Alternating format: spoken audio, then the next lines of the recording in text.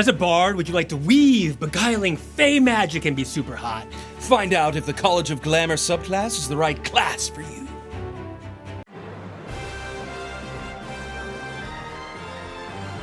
What's going on, YouTube? I'm the Mind Flayer Slayer. And I'm Dr. DM, and here we come with the second of 4 bard subclasses. The College of Glamour. It comes back from 2014.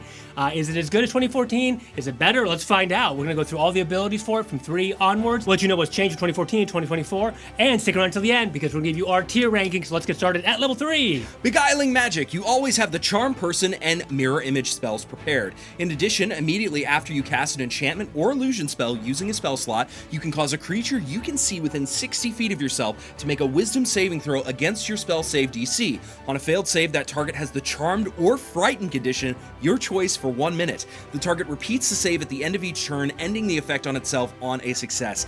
A 3rd level ability that's going to let you charm or frighten in a lot of situations. Wisdom? Wow, I think this is rock solid. Yeah, this is fantastic because you are casting these spells. And for example, Mirror Image, you might want to cast it like in combat, right? You suddenly get ambushed, you cast Mirror Image to kind of buff your defenses already, which is a fantastic defensive spell. It is. And you're not just doing that. It's not like your turn is just done. You can still do Bardic Inspiration as bonus action. And then as part of just casting these spells, you are hindering the enemy. And Charmed and Frightened are fantastic conditions, especially Frightened. Talk about disadvantage. Can really shut down a combat. Yeah, this is really cool. And you can do this every turn when you're casting an enchantment or illusion spell, and there's some good ones as you level up. Remember, you can choose from any class list. So, I mean, the choices are endless, an embarrassment of riches. So, good ones for in combat and even out of combat with Charm Person. So, really good crowd control, really good ability right at level 3. At level 3, you also get your Mantle of Inspiration. You can weave fey magic into a song or a dance to fill others with vigor. As a bonus action, you can expend a use of the Bardic Inspiration, rolling a Bardic Inspiration die. When you do so, choose a number of other creatures within 60 feet of yourself up to a number equal to your Charisma modifier. Each of those creatures gains a number of temporary hit points equal to 2 times the number rolled on the Bardic Inspiration die, and then each can use its reaction to move up to its speed without provoking opportunity attacks. Oh my gosh, this is so much better than the last subclass, than Dance. This is basically the same thing, but better. Yeah, because it affects probably your whole party. By the time you get high enough level, even at lower mid levels, you're going to have your +5 charisma, if not higher, depending on what magic items you get. So likely your whole party, it doesn't affect you, but still, will have this buff, this mantle going on. So what does this mean? Higher levels, you could impart like 24 temporary hit points to your whole party, so 24 times 5, like 100 and something temporary hit points. Insane. Every single turn using 1 Bardic Inspiration die.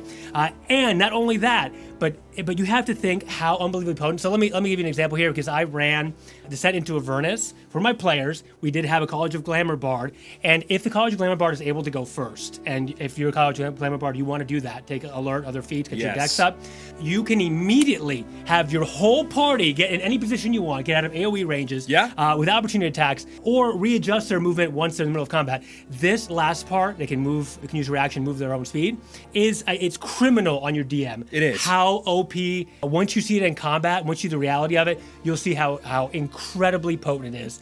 Really I cannot rave about this enough. Coming from somebody who had to kind of like be the opposition to this, right? Yeah. This completely breaks combat in half for your DM and gives your players such a huge advantage. Infinite movement, no opportunity attacks. And again, you're getting it at level 3. That is, I mean, play this class and you will see its power only with this one ability, and there's more to come.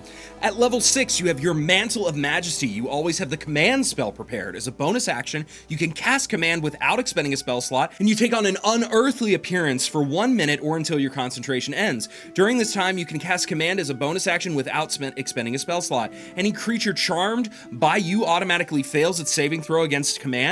You can cast with this feature. Once you use it, you can't use it again until you finish a long rest. You can also restore use of it by expending a level 3 spell slot with no action required. Okay, so this is amazing. You're going to eventually have little 3+ spell slots in droves. Oh, yeah. Unless you're doing like a 20-hour dungeon crawl, you'll probably have this available. Command is not only is it can be really potent. It is. But it's also hilariously fun. You can make somebody grovel or drop their weapon, stuff like that. Really cool. And as you cast a spell as a bonus action without expending a spell slot, which you can also then cast a fully level spell as your magic action, and you have magical secrets. Holy cow. It's coming at level 6. The implications for this in the amount of control you have as this bard, and it really maximizes your action economy, because not everything is like baked into your action. Here you got bonus action, reaction. You can command everything, command the battlefield, command your enemies, and maybe your allies, depending on how you're feeling. Yeah. At level 14, you have Unbreakable Majesty. As a bonus action, you can assume a magically majestic presence for 1 minute, or until you have the incapacitated condition. For the duration, whenever any creature hits you with an attack roll for the first time on a turn, the attacker must succeed on a charisma saving throw against your spell save DC, or the attack misses instead, as the creature recoils from your majesty. Once you assume this majestic presence, you can't do so again until you finish a short or long rest. I mean, it's great. It's fun being able to just like auto fail. Well, not auto, but almost auto fail someone at high levels, like level 14. Yeah, you do the whole whoosh.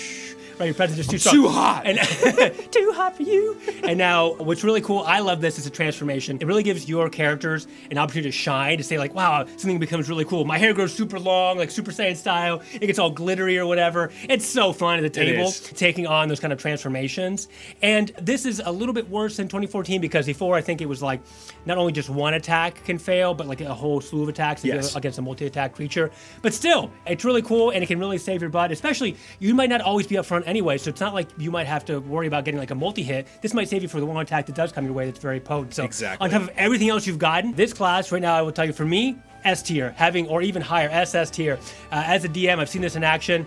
You do not want to go up against this if you're a DM, and if you're a player, take this, you're gonna have a lot of fun. Yeah, I'm giving this an A or an S. Same. It's very, very powerful. It's very consistent. It does what you want it to do. Yeah, which is be glamour. Indeed. If you're enjoying this content, you can support us by smiting that like button, leaving a comment down below, ringing that notification bell, and subscribing. You can also go over to fanrolldice.com. We are part of their affiliate program. If you buy some shiny math rocks from them, you're going to get 10% off your order by typing in the code GG10 at checkout, and we'll be getting a kickback so we can keep leveling up our content and bringing it to you. And you can level up our content too by joining us at YouTube. Go to our main channel homepage and press the join button. You can become a green squire, knight, or lord. Really support us, have a really cool tag by your name and other goodies coming up soon, and that really helps us out a ton as well. So thank you. Okay, you ready? Let's do a Vogue Glamour